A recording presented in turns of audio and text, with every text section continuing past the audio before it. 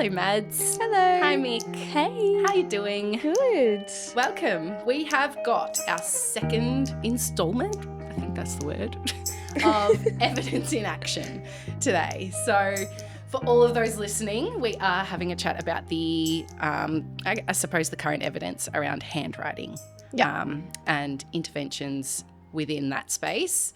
And we'll be having a chat about how we are using that evidence in our own practice at the moment as well. So thank you, because I know that a lot of work has gone into looking through the evidence as well and summarising it. But we are going to start with a question that we, I guess, are faced with in therapy sessions often, which is that we do get referrals for my child has messy handwriting. Mm-hmm. So when we are looking at handwriting, is messy necessarily a problem? Or is that like when we're looking at messy handwriting, is it a sign of a problem, I suppose? It's a really great question. And I think what we do is we take into consideration so many different things. I guess like understanding the root cause of what might be impacting their handwriting, as well as something that I really take into consideration is age. You know, like if they're in prep or sort of those younger years, they're learning how to handwrite. That's like the reason for attending school is to learn how to write correctly. Yes, which I think is a thought process that I don't know a lot of parents have, in terms of that they might think that their child's expected to already know how to write to a certain degree when they're starting prep as well. So absolutely. When I think about this question as well, I think about, like what is the root cause of messy in terms of, and I know we talk a lot about when we're looking at handwriting as well, is upper primary kids and high school kids as well, like what component of it could be executive functioning and focus to the task and generation of ideas and that kind of thing. And does that just mean that because that cognitive load is so heavy that something's got to give and the legibility declines as well? And I think sometimes like messy handwriting might not actually indicate a problem. I think it depends on what the functional impact is. Yeah. So if there's messy handwriting but you can still read it, they're getting their work done in time, they can engage in all their work at school, then it probably isn't really a problem. Whereas if it's messy and then they're not keeping up, or the teacher can't read it so they can't be assessed properly, that's when I guess you can seek support and intervention. Yeah. So we see a lot of kids here at Kid Link for handwriting difficulties, and as we've kind of just covered, that it could be for a whole range of reasons or goal areas and that kind of thing. But something that I am assuming came up a lot in the evidence is dyslexia and dysgraphia, and the role that that might play in a child's handwriting legibility. So when we're thinking about that, I guess, how does this differ from a child simply having messy handwriting? Like, what does dyslexia mean for handwriting? What does dysgraphia mean for handwriting? So the definition of dyslexia is, difficulty with the accurate and fluent word recognition, which then impacts spelling, writing, and reading comprehension. So I guess it sort of extends further than just handwriting. It's, you know, being able to recognise and decode words and reading as well. And there's lots of, I guess, like myths around dyslexia, I would say, in particular. What are some common ones that you guys have come across around that? One of the main ones, and like one that before working in OT and before, I guess, doing this research, was that they read backwards. Yeah. They don't. Yep. I thought that. They don't see a word completely flipped. Yeah. It's just, it's scrambled. Yeah. So, you know, the letters are all different, but I guess the idea of them reading the word backwards is inaccurate. Yeah. So then when we think about dysgraphia, how does that differ to dyslexia? So Great question. When you're looking at dysgraphia, you might see things like challenges with the formation of letters, difficulty still with spelling, fine motor coordination, so pencil grasp. It's usually really laborious. Grammar, comprehension, and that's because there's two types of dysgraphia. Yep. So there's motor-based dysgraphia and language-based dysgraphia. So motor-based dysgraphia is more the mechanical aspects of handwriting are challenging, and that's, I guess, reflected in things like your poor pencil grasp, or the formation of letters might be really tricky. And then language-based dysgraphia is, I guess you might see a kid say, I just can't think of the ideas and get the ideas onto the page. So difficulty processing and sequencing ideas and writing, but you can have both. So all of those combined, that means handwriting is really, really hard. Yeah. And we see kids of all ages coming to us for handwriting difficulties, but I can only imagine that for these kids, particularly if they have both as well, as the cognitive load or demands as they go through their school years increases, and there's less about actually learning to write and more what to fill your writing with. Yeah. That, like I said earlier, we can't juggle all these balls sometimes. And so I guess something that I came across in my research as well was, I guess, the impacts on social emotional for people with dyslexia as well. Yeah. And also the fact that it often goes undiagnosed for so long. So, the self-esteem is super low when it comes to school and writing and all of that sort of thing. Yeah. And then it impacts, friendships and their ability to cope with those sort of stresses as well. So I think there was, a really strong link between dyslexia and then also social emotional side of things. That's so interesting. And it's not going to be the focus of our conversation, but I can only imagine what that would then do in terms of statistics around school can't as well. Yeah. And their willingness to get to school and participate in school and that kind of thing, because it's so hard. I guess to answer the question as well around just having messy handwriting and potentially looking at dyslexia or dysgraphia, I think something to look out for is how long this has been going on for, and what intervention they already have received and if it's been successful or not. So I think in some of the dysgraphia guidelines, or to actually get a diagnosis, you have to have intervention. I think it's for 6 months. Yep. And intervention has to be with no progress. No progress. Yep. Which, imagine then doing all that work and it's still being really hard. That would suck. Yeah. Yeah. And sometimes schools really do need that evidence of a diagnosis to be able to even put accommodations in. So that's a long time for a family to be investing in therapy simply to get some supports put in place for their kids. And a long time for a child to be, trying really hard and practicing and still finding it really challenging. Yeah. So obviously dyslexia and dysgraphia are really important when we're thinking about the evidence around handwriting and that kind of thing. But, and I'm sure that it was a huge theme within the evidence that you guys have looked through and that kind of thing. But what does the evidence actually tell us around handwriting interventions and how we can actually improve handwriting for kids and teenagers, I suppose, and if it's different between the two age groups? I think the biggest one is that you have to practice handwriting to improve at handwriting, which, again, really hard when it is difficult. But that was, I think, one of the biggest takeaways. So in terms of the evidence around working on fine motor skills, it's not really supported.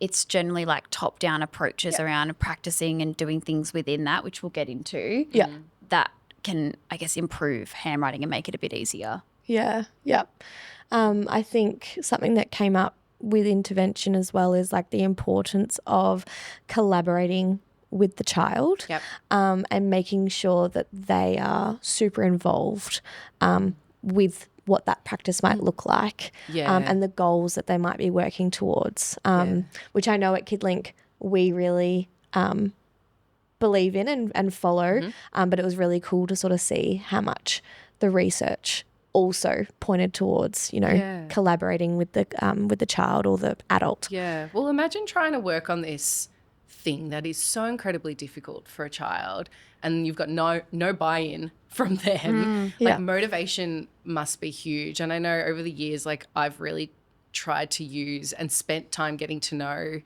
my clients' interest areas and that kind of thing, because we can use that in handwriting practice and that kind of thing. So I think OTs are really good at that creative side of, like framing handwriting practice around writing out the AFL footy ladder or their like stats from games and that kind of thing, if that's what they're interested in, or some kind of story around Minecraft or whatever it might be. Yeah. Half the time I get it back, I'm like, cool, I have no idea what this means, but it looks like you practice. Yeah. And getting like you said, getting the child involved in the goal setting, like it was explicitly stated in some of the evidence that it did actually help with motivation as well as like following through and engagement in handwriting practice. Yeah. So I think it's really important that they're involved. I guess taking that evidence into then like the action, how would you both actually collaborate with a child on their handwriting goals? I know here at Kid Link we really love using like self-rating scales, and I think we have actually recently created a specific handwriting one, which breaks down all of the different tasks within handwriting. Because I don't think we realise actually how many like mini things are in skills. Skills are in like the handwriting, the idea of handwriting. So I know that's sort of something that we use, that I've used in my sessions of a self-rating scale, and then also an important scale. So once I've done the self-rating scale where we do easy, okay, tricky, I'll then do an important scale. Cool. Usually mainly with the ones that are sort of higher on the trickier scale. I ask the question of if we could make one of these easier or two of these easier, what would be the most important for you? And we're able to really rate that and get the child's understanding. I like that. Or perspective, sorry. I also like using the Coppin. Yeah. I did that recently, and I think like we set a timeline of when we're going to redo it, but giving some numbers of like around how they're actually perceiving their performance was very insightful. And for anyone listening that's not an OT, yes, the Coppin is like a self-rating measure essentially, and we rate both, I guess, participation or performance and then satisfaction as well. Yep. And like I said, I did it recently and both scores were really low, which was really hard. And when we had multiple goals from that self-awareness scale, it's like, which one do you choose? And that really helped facilitate that, was something that was really important. Yeah. I've also previously, when I've been working with some of my older kids, where we're really just like, we take that piece of writing, we're like, all right, what is going to make the biggest difference here? And using some kind of like self-reflection check-in tool after they've done writing. So checking things like baseline orientation and sizing and spacing and that kind of thing. I've had some kids go like, you know what, my F is the one thing that's letting me down here. And that, like, getting them to really reflect on that and going, okay, what's our goal then? It's like we are really focusing on F for the next fortnight. Yeah. I've found that to be really like a functional way for kids to be and teens to be involved in that goal setting. Yeah, and that's all through the evidence, self-evaluation, as well as like getting them involved, but reviewing their own work and not just letting me or the teacher or their parent do it. They should actually be doing it. Yeah, particularly because as we get older, like let's think year 11, year 12, when they're doing exams and somebody that doesn't know them might be marking their work, because our teachers get to know our handwriting. As hard as it might be to read a piece of writing, generally I find teachers do a pretty good job. Yeah. But I often talk to teens around what happens when somebody who's never met you picks up this piece of writing. And I think as well, like those examiners have X amount of time, a short amount of time to whip through those exams, unlike our teachers who probably spend a long time trying to decode and understand what's written.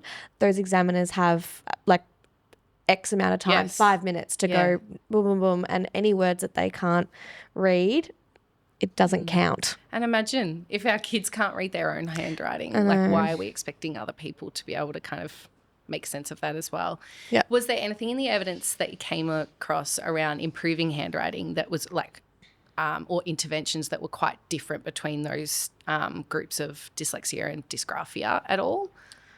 I don't think different, but I think there's sort of specific, more specific interventions that I found were for dyslexia.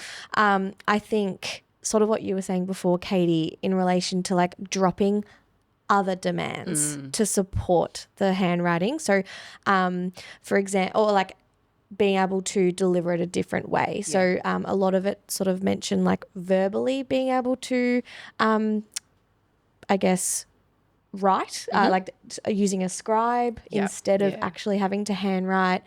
I guess using visual instructions instead of just verbal. A C pen. So a C pen is something that you can kind of highlight over a word and it'll say it back to you. So using audio interventions instead of just relying heavily on the reading. I guess other things, avoiding like copying from the whiteboard. So yeah, a lot of like environmental changes, I guess, were included in that evidence for dyslexia. Great. I would say in terms of dysgraphia, similarly, there was lots of things around changing the environment, but also looked at like verbal scripts, imitation or copying, like video modeling, as like, again, it's all related back to that self-evaluation and reviewing their own work. The other things were, I guess, more so looking at top-down practice and how much practice they actually need to do. So there was some evidence that said a minimum of 2 times a week for at least 20 sessions in total has shown to improve handwriting, which is a lot. Does it say how long those sessions need to be? It didn't explicitly say. However, from my understanding, it should reflect what the child is, I guess, up to at school anyway. So getting a preppy to sit down and do, 40 minutes of handwriting, it's just, they're not going to do that anywhere. So meeting them where they are at with that demand. Yeah, I like that.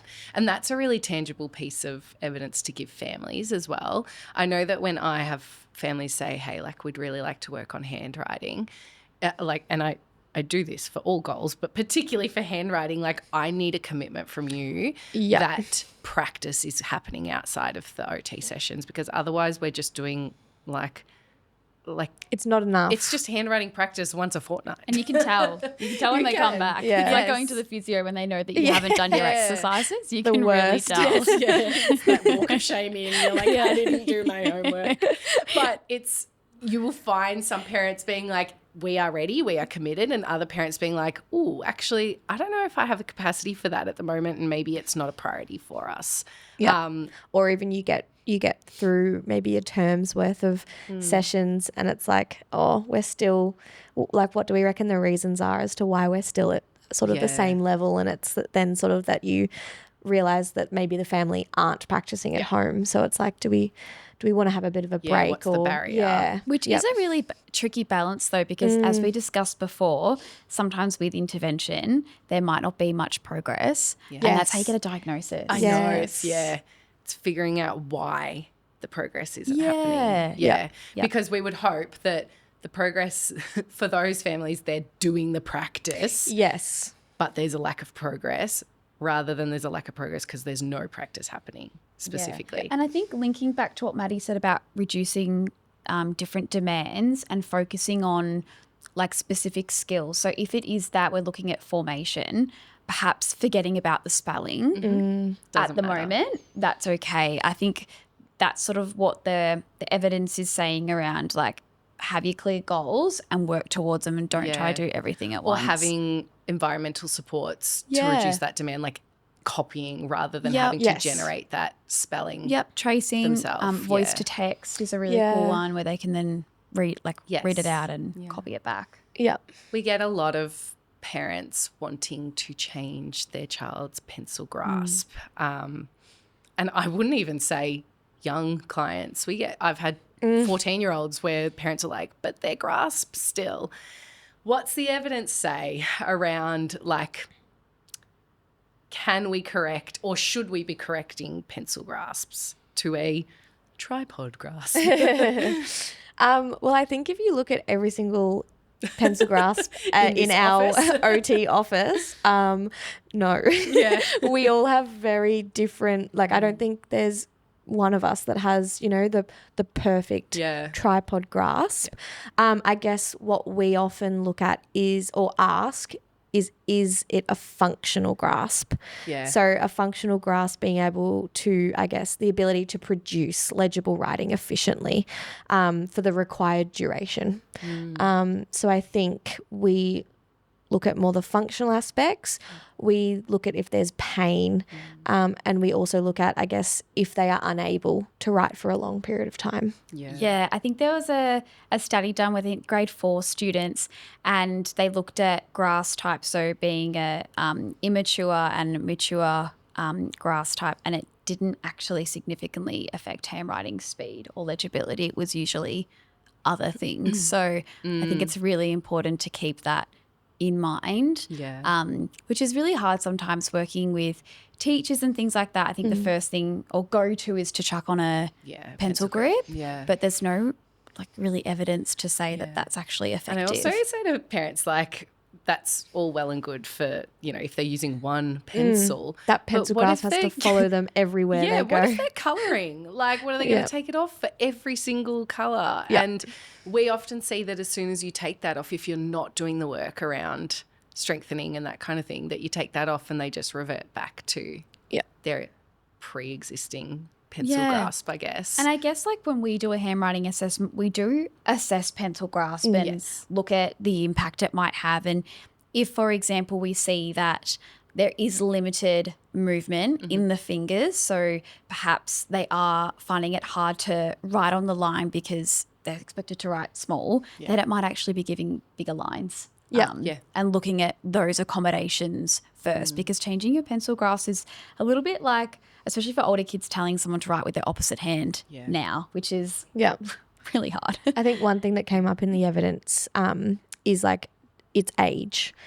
Earlier the better. With all handwriting intervention, I think it really showed starting at a younger age, I guess, has more success with improving legibility and changing pencil grasp and all of that sort of thing. You can only imagine how long those motor plans and neural pathways have been practiced and strengthened when you've got a 10-year-old coming in to work on handwriting versus a 6-year-old. And when I guess they are in, you know, prep or grade 1 and they are, for example, using a pencil grasp with 4 fingers, I guess if you look at like developmental milestones of a pencil grasp, that comes before using a tripod grasp. So I guess then it could be appropriate to look at supporting them to further develop that grasp, but it's not actually fully changing it, if that makes sense. It's more developing it. Yeah, absolutely. Good one. We do often get questions around typing, and I would say probably for our, you know, upper primary and our teens, I know that high school pretty much is exclusively typing these days. But is there any evidence to suggest that like literacy skills are impacted more if a child's typing versus handwriting? It's a good question. So there was some information around the fact that handwriting activates brain areas linked to reading more than typing or tracing.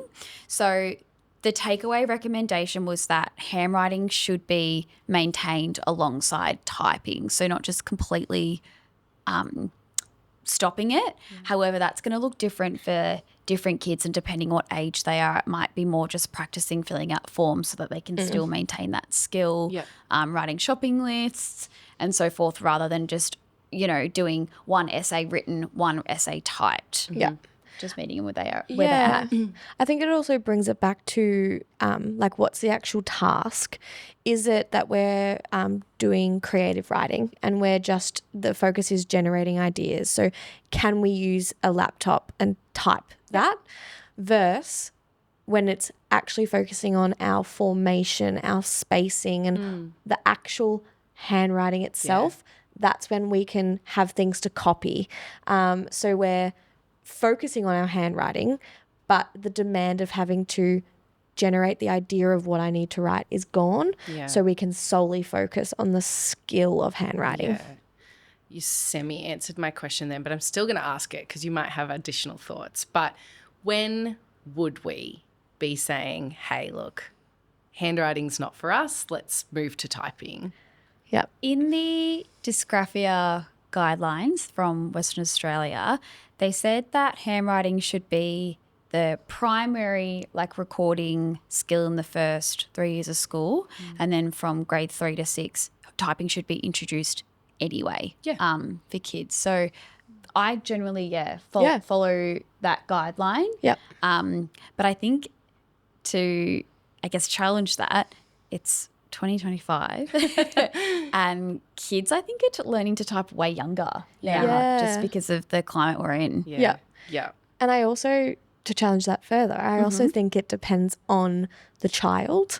I think if there's complete refusal to engage in any writing task, it's sort of like where are we going to push first? Where are we just going to say, hey, if they do writing on a laptop and then that increases their engagement, it's sort of like we're probably going to choose the typing over forcing them to continue to handwrite. I think as well, I don't think I've ever seen a goal, even at school, where the goal is neat handwriting. The goal is something different. It's to be able to read their work or get the task done. And even in terms of letter formation, there's a way that we form our letters so that we can write quickly when we start to join. So that's why we do it. So I think reminding ourselves and working with families and teachers and educators around, well, what do we want the kid to do? What is the functional outcome? And really it's just looking at neat handwriting. It's something else. Yeah.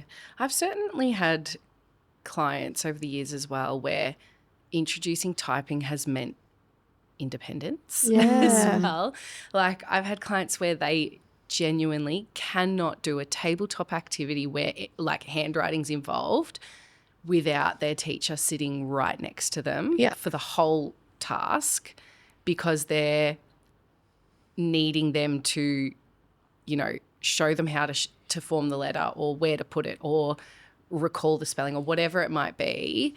And when they got the opportunity to do some voice to text first so that they could then copy that, all of a sudden they can partially do activities independently, and that's a huge confidence boost for a lot of our kids as well. I think some of the evidence as well around typing did say that if you have slow handwriting, it was often then related to slow typing as well. So I think that's something important to consider around when we do recommend typing.